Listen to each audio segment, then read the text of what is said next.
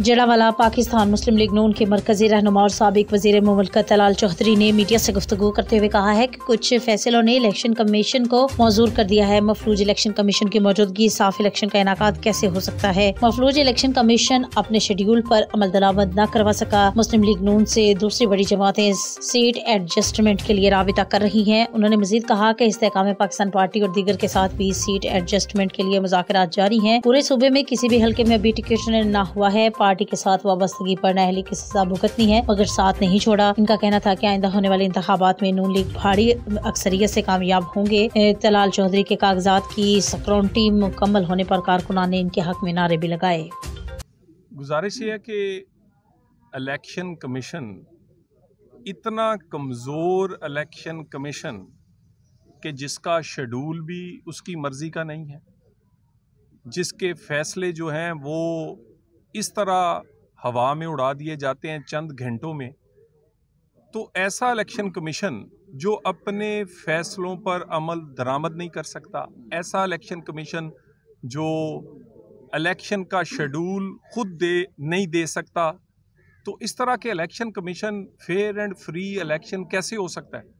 Election commission दूसरों के अहकामात का पाबंद नहीं होना चाहिए, बल्कि इलेक्शन कमीशन का जो भी हुक्म हो दूसरे अदारों को उसका पाबंद होना चाहिए। अदालतों को इलेक्शन कमीशन के पीछे खड़ा होना चाहिए, ना कि अदालतों में इलेक्शन के बारे में इलेक्शन कमीशन के जो फैसले हैं उसके इख्तियारात में मुदाखलत जो की जाए।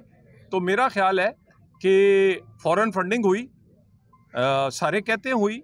इलेक्शन कमीशन ने 8 साल की तहकीकात के बाद फैसला किया कि फ़ौरन फंडिंग हुई, लेकिन किसी को सज़ा नहीं दे सका। इलेक्शन कमीशन तौहीन अदालत या तौहीन इलेक्शन कमीशन जो कि आपके कैमरों के सामने हुई, कितने महीने हो गए हैं, कभी कोई स्टे आ जाता है और कभी कोई और रुकावट आ जाती है। जो अपनी इज्जत का, अपने किए गए फैसलों का इलेक्शन कमीशन उस पर भरम नहीं रख सकता या वो उस पर अमल दरामद नहीं करवा सकता, मुझे ये बताइए वो इलेक्शन कमीशन पाकिस्तान में साफ और शफाफ इलेक्शन किस तरह करवाएगा। साफ और शफाफ इलेक्शन एक मजबूत इलेक्शन कमीशन से हो सकता है। पाकिस्तान टिकट तो अभी नून लीग की तो एक भी अनाउंस नहीं हुई और टिकटें जो हैं वो इकट्ठी अनाउंस होंगी और उसका प्रोसेस जारी है।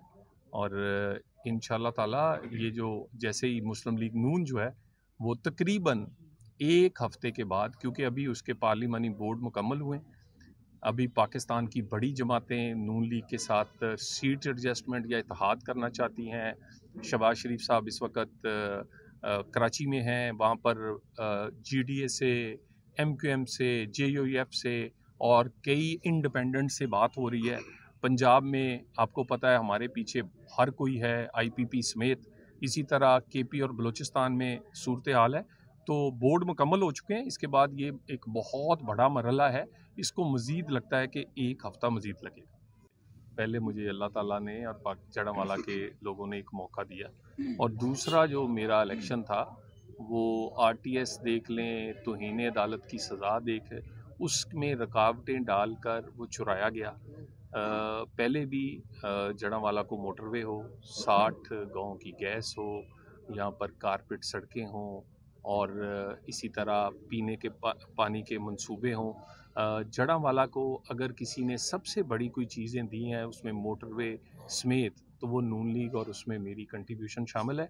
अगर अल्लाह ने मौका दिया, अपनी कमी कोताहियों से सीखेंगे, जो पिछली कमी कोताहियाँ रह गई हैं उनको बेहतर करेंगे।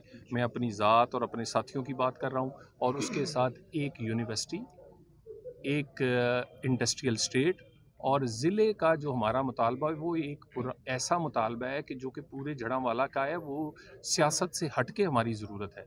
सो यूनिवर्सिटी, इंडस्ट्रियल स्टेट और ज़िले वाले मामले पे अगर अल्लाह ने मौका दिया तो इंशाअल्लाह ताला आपको इस पे अमल दरामद होता हुआ नज़र आएगा। आरिफवाला से हमारे नुमाइंदे मोहम्मद अकमल शाहिद की रिपोर्ट के मुताबिक आरिफवाला की मरूफ कारोबारी और समाजी शख्सियत सरवर सलीमी के लख्ते जिगर doctor Ali Afaq Pasha child specialist ने अपने क्लिनिक सलीमी चाइल्ड केयर में main road M block Arifwala में फ्री मेडिकल कैंप का इनेकाद किया। डॉक्टर अली अफाक पाशा ने नमाज जुम्मा के बाद 2 बजे से लेकर 5 बजे तक मरीजों का मुफ्त चेकअप किया और मौसम सरमा में सर्दी की शिद्दत में इजाफे से बच्चों में बढ़ती हुई अमराज से बचाव के लिए एहतियाती तदाबीर से आगाह किया। आरिफवाला के मुख्तलिफ इलाकों से तशरीफ लाए हुए मरीजों के लवाहिकीन ने डॉक्टर अली अफाक पाशा के इस अहसन इकदाम और मरीजों के साथ अच्छे सलूक पर इजहार इत्मीनान किया। अहले इलाका की जानिब से मुस्बत रिस्पांस मिलने पर डॉक्टर अली अफाक पाशा ने मीडिया को बताया कि मुस्तकबिल में भी ऐसे मेडिकल कैंपस जारी रहेंगे।